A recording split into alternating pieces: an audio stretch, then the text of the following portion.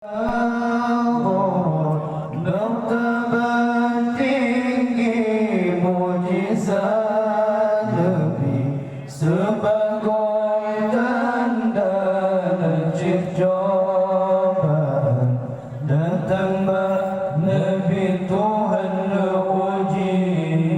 Rasul Anbiya pun Nabi Adam Tuhan uji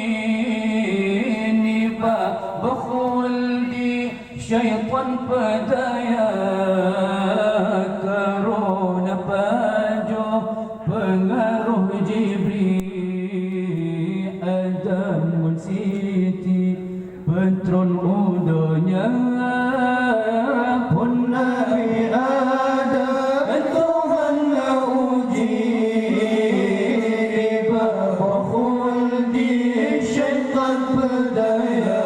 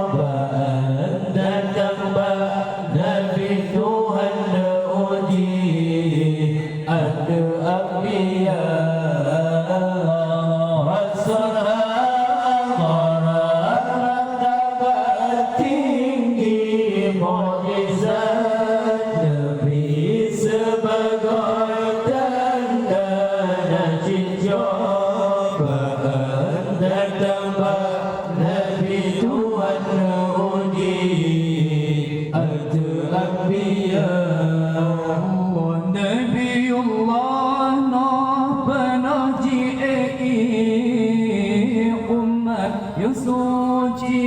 bendum lembehtra kenong ananda serta ummi mati dalam sebab durhaka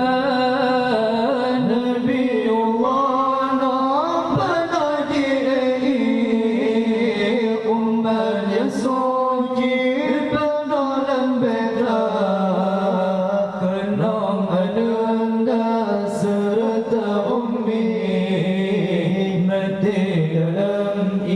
sebab durhaka Rasul hadirat martabat tinggi mujizat Nabi sebagai tanda najib cobaan datang Nabi Tuhan uji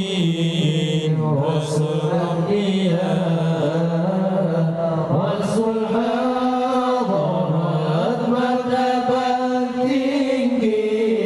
mujizat Nabi sebagai tanda najib cobaan datang Nabi Tuhan uji Rasul Anbiya Allah Nabi Sulaiman menurunkan krim malaikat suci gadang syaitan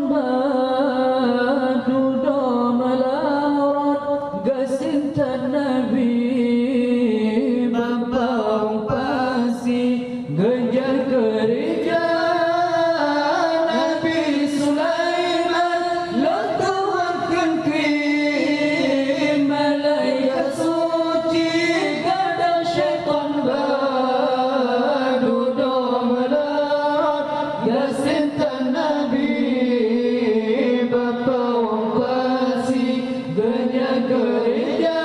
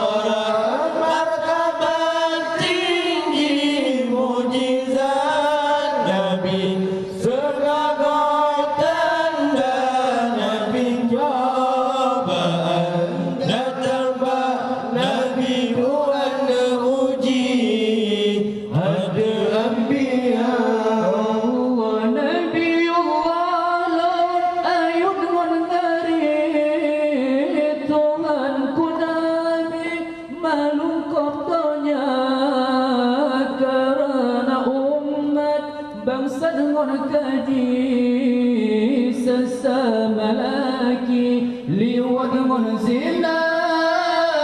Nabi Muhammad hayatkan kali Tuhanku Nabi dalam sabdanya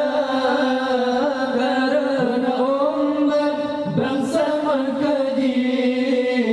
sesama lagi lewat menzina